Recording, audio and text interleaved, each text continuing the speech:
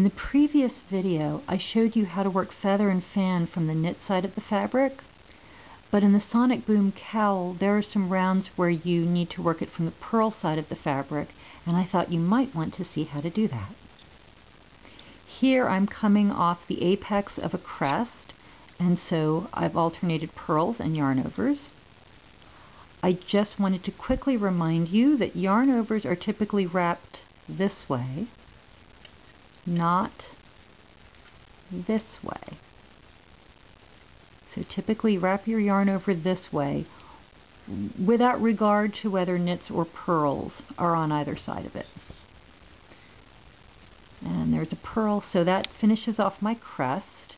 So now I am into the trough, and the first part of the trough is easy. It's purl 2 together 3 times. 1, 2, and 3.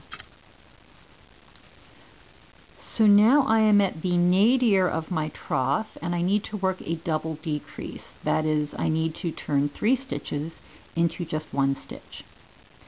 The decrease I've chosen is a little fiddly because it matches the decrease I worked on the knit side.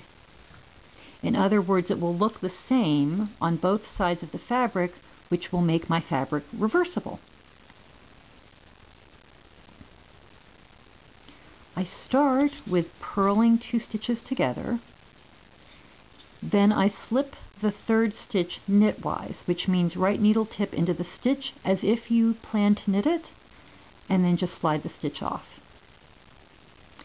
What I want to do now is pass that slip stitch over the stitches I worked together, but I can't really do that from the right needle, so I'll have to put these 2 stitches back on the left needle and then pass the slip stitch over. It looks a little bit like binding off, and now this stitch needs to go back on the right needle where it belongs. So it is a little fiddly passing stitches back and forth on the needle tips, but that's how you do the double decrease. Now I'm coming up the trough, and I'm into the part of the trough that is worked similar to the SSK, except now it's the purl version, which is SSP. So it starts off the same. It's slip as if to knit, slip as if to knit, and put them both back on the left needle. So that part looks just like an SSK. Now I need to take the right needle out and reposition it. Those of you who are into logic may find this intriguing. If I were going to knit stitches together, the needle orientation would be something like that. And if I were to purl stitches together, the needle orientation would be something like this for purling.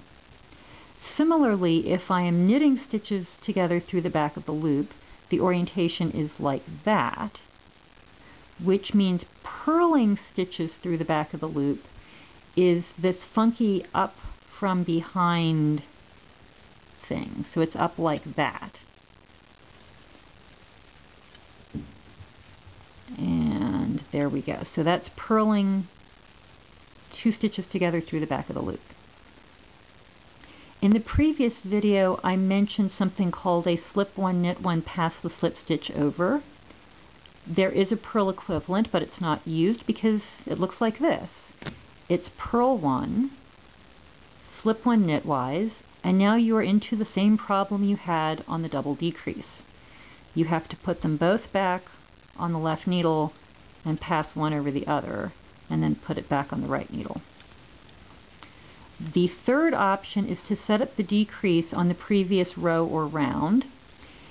In this case, I'm working back and forth, so the previous row would have been knitting across on the wrong side.